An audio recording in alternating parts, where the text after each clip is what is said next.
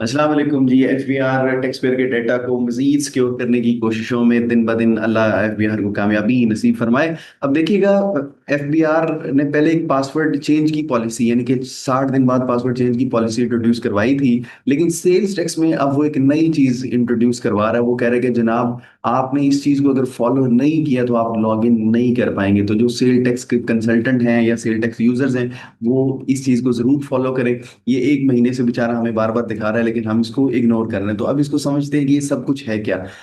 इसको समझने के लिए जरा मैं आपके साथ एक चीज शेयर करता हूँ। एक डॉक्यूमेंट मेरे पास मौजूद है। ये एफबीआर का ऑफिशियल डॉक्यूमेंट है। उसमें वो कह रहा है कि आपने सबसे पहले लॉग इन करना है आयरिस में। लॉग इन कर लिया, साथ ही आपके पास टैक्स आसान ऐप भी होनी चाहिए, जो एफबीआर की ऐप है। उसको भी आपने खोल लेना है और उधर भी साइन इन कर लेना है।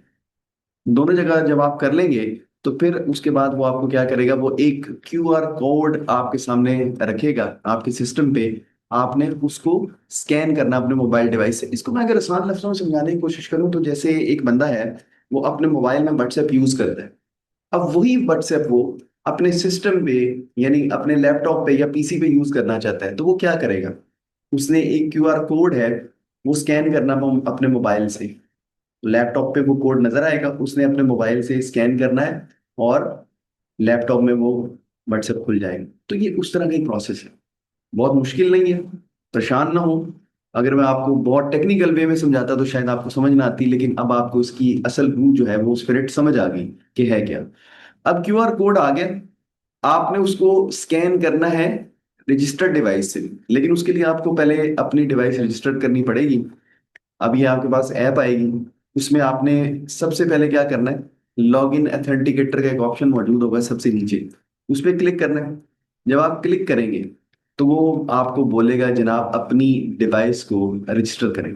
Gate your device registered to proceed. Otherwise आप इसको प्रोसीड नहीं कर सकते। वो आपका कोड वाला मामला वहीं पे रुका हुआ है। ले जी, रजिस्ट्रेशन के लिए आपको क्या करना पड़ेगा। आपको सबसे पहले तो अपनी लोकेशन तक एक्सेस देनी है उसको, यानी अलाउ करें टेक्स्ट आसान टू यूज योर लोकेशन सिर्फ एक दफा। देखिए, अलाउ वंस।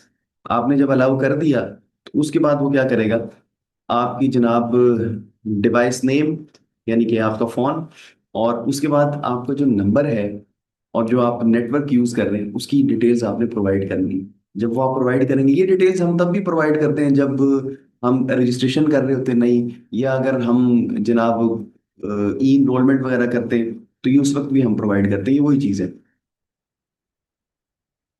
देन आपके पास एक ओटीपी आएगा। देखिए, रजिस्ट्रेशन के वक्त भी ऐसे होता है ना कि आप अपना नंबर प्रोवाइड करते हैं, उस नंबर पे एक कोड आता है।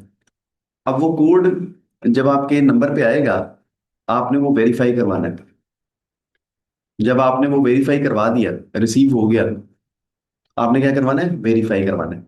ले जी, कोड वेरिफिकेशन होने के बाद जब आपने तस्दीक कर दी, वेरीफाई कर दिया, उसके बाद वो कह रहा है, a message will appear on your screen notifying the successful registration of your device. Click okay to confirm. आपकी डिवाइस की रजिस्ट्रेशन जनाब हो चुकी है, ये सक्सेसफुली आपने प्रोसेस मुकम्मल कर लिया है। लेकिन अभी ये आपका जो फोन है ना, वो रजिस्टर्ड हुआ है। अभी कुछ प्रोसेस बाकी है। जब आप सक्सेसफुली रजिस्टर्ड हो जाएंगे, तो वो कह रहे हैं a popup notification will appear on your system screen.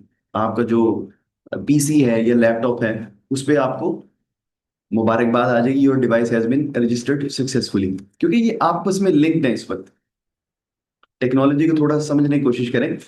उसके बाद आपने क्या करना है, after completing your device registration, open iris on your computer, enter your registration number and password. उसके बाद आपने क्या करना है, लॉग इन पे क्लिक कर देना है। मतलब जैसे नॉर्मल हम करते हैं लॉगिन, उस तरीके से आप लॉगिन करेंगे। लॉगिन करने के बाद वो कह रहे हैं जी, क्यूआर कोड विल अपेयर। आप उसको स्कैन करेंगे, स्कैन करके प्रोसीड करेंगे। प्रोसीड करने के बाद जनाब आपको फाइनली वो कहता है जी, वैलिडेशन पॉपअप आएगा। वैलिडेशन पॉपअप, आप वैलिडेट करेंगे और डिवाइस को, और डिवाइस को वैलिडेट करने के बाद आपने स्कैन करना है इसको। और स्कैन करने के बाद फाइनली आपका जो प्रोसेस है वो मुकम्मल हो जाएगा दोनों साइड से। और उसके बाद आप लॉग इन कर सकते हैं। मतलब दोनों तरह से उसने, ये टू फैक्टर आप उसको कह सकते हैं। इसने मल्टी फैक्टर नाम रखा है, आप टू फैक्टर भी कह सकते हैं, कि दोनों तरफ से जब वैलिडेशन हो जाएगी, कंफर्मेशन हो जाएगी कि वही बंदा यूज कर रहा है, तो फिर आप सिस्टम को यूज कर सकते हैं। अदरवाइज आप सिस्टम को यूज नहीं कर सकते। अभी ये वाला मामला नहीं रहा कि कोई भी बंदा क्लिक करे, उसके पास पहले से डिटेल मौजूद हो और वो सिस्टम में एंटर हो जाए और वो कुछ भी करता फिर। अब ऐसा नहीं होगा। तो इसमें कोई चीज समझ ना आई हो तो आप फिर पूछ सकते हैं। अपना ख्याल रखिएगा, फिर मुलाकात होगी।